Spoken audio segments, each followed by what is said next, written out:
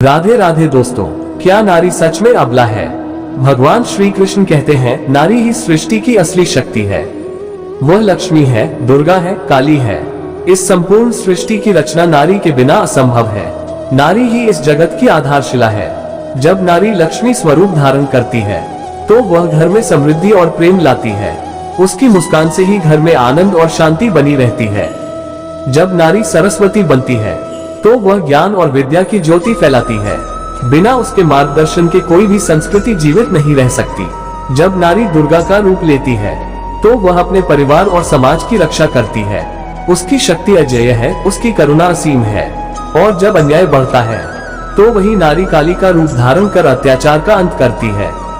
वह अंधकार को मिटाकर धर्म की स्थापना करती है। इसलिए अर्जुन, नारी को अबला कहना सबसे बड़ा अज्ञान है। नारी ही शक्ति है, नारी ही सृष्टि है, नारी ही सत्य है। श्री कृष्ण कहते हैं, अर्जुन, समय समय पर नारी ने अपनी पुकार और अपने साहस से पूरे युग की दिशा बदल दी है। श्री कृष्ण कहते हैं, अर्जुन देखो, जब धर्म की मर्यादा टूटी तब नारी की पुकार ने युद्ध की नींव रखी।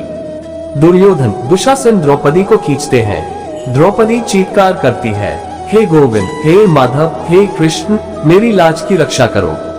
सब राजा मौन, भीष्म, धृतराष्ट्र, गुरु द्रोण भी कुछ नहीं करते। द्रौपदी की पुकार ने ही महाभारत युद्ध को जन्म दिया। जब द्रौपदी का अपमान हुआ, उसने हिम्मत नहीं हारी। उसकी करुण पुकार ने संपूर्ण धर्मयुद्ध को जन्म दिया।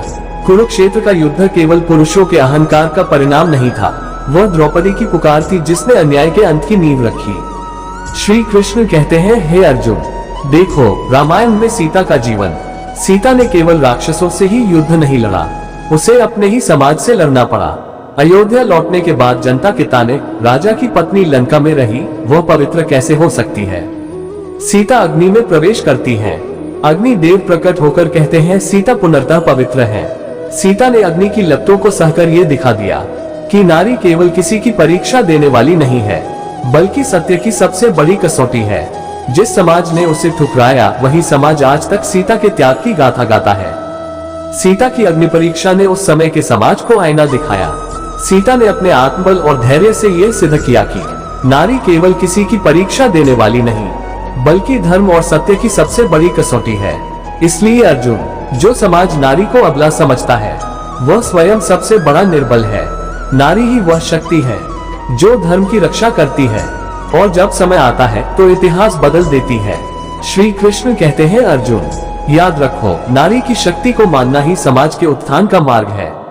वह माँ है, बहन है, बेटी है, और यही संपूर्ण जगत की आधारशिला है। जब नारी का सम्मान होता है तो घर में सुख शांति आती है, समाज में समृद्धि आती है और राष्ट्र आगे बढ़ता है। लेकिन जब नारी को दबाया जाता है तो वही समाज विनाश की ओर बढ़ता है।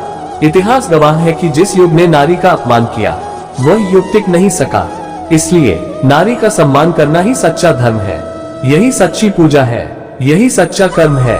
अगर आप मानते हैं कि नारी अबला नहीं बल्कि शक्ति है, तो ये संदेश अपने हर मित्र और परिवारजन तक पहुंचाएं, क्योंकि नारी का सम्मान ही सृष्टि का सम्मान है। जय श्री कृष्ण।